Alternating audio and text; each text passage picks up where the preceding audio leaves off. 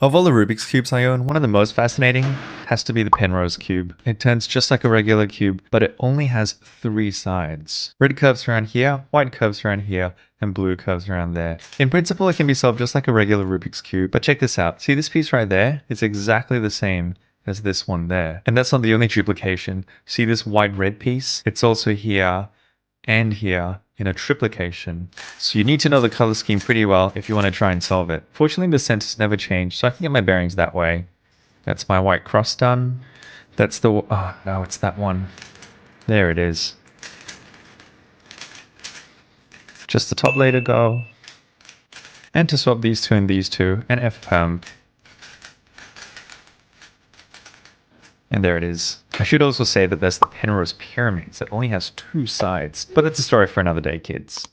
A 1 by 1, a 2 by 2, a 3 by 3, and a 4 by 4, a 5 by 5, a 6 by 6, a 7 by 7, and an 8 by 8, a 9 by 9, a 10 by 10, an 11 by 11, and a 12 by 12, a 13 by 13, a 15 by 15, a 17 by 17, and a 19. Rubik's Cubes from level 1 to 100. Level 1, the 3x3x5. It only has a few layers and it's really easy to get it back in the rectangle shape. Level 10, the Puppet Cube. It's exactly the same as a 2x2 and there's only a few other pieces you have to solve. Level 20, the 7x7. You can complete it with only a few algorithms and you could probably solve it on accident. Level 30, the 3x3 Double Cube. It's 2 times easier than the normal 3x3 and it's a good beginner cube. Level 40, the Square 1. It has a few more algorithms, but it's still pretty simple. Level 50, the 3x3. It has 3 layers and it can be pretty difficult to solve the last one. Level 60, the 3x2x1.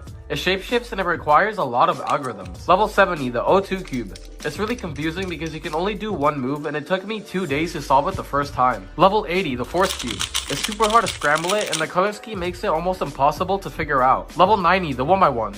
One wrong rotation can mess up the whole cube and the parity is really confusing. Level 100, the 0x0. The color scheme makes it insanely difficult to see and you can never know when it's solved. These are 5 Rubik's Cubes that even a 1-year-old could solve. Number 5 is the Ivy Cube. It's super easy to solve as it only involves one algorithm. Number 4 is the 1x1x3 Fidget Spinner. This puzzle is super easy to solve since it only has a total of 8 moving pieces. But there's a catch. If you turn it halfway, it shapeshifts, making this what we call a super floppy 1x1x3. Why is it called that? Number 3 is the 1x2x3 Christmas tree. What a mouthful. The less pieces a puzzle has, the easier it is to solve, making it so easy that you can even end up solving it accidentally.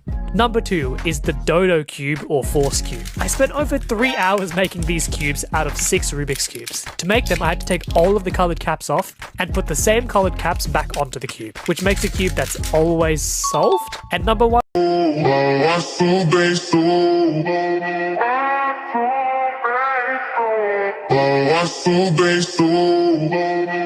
Mas essa não finge ser má.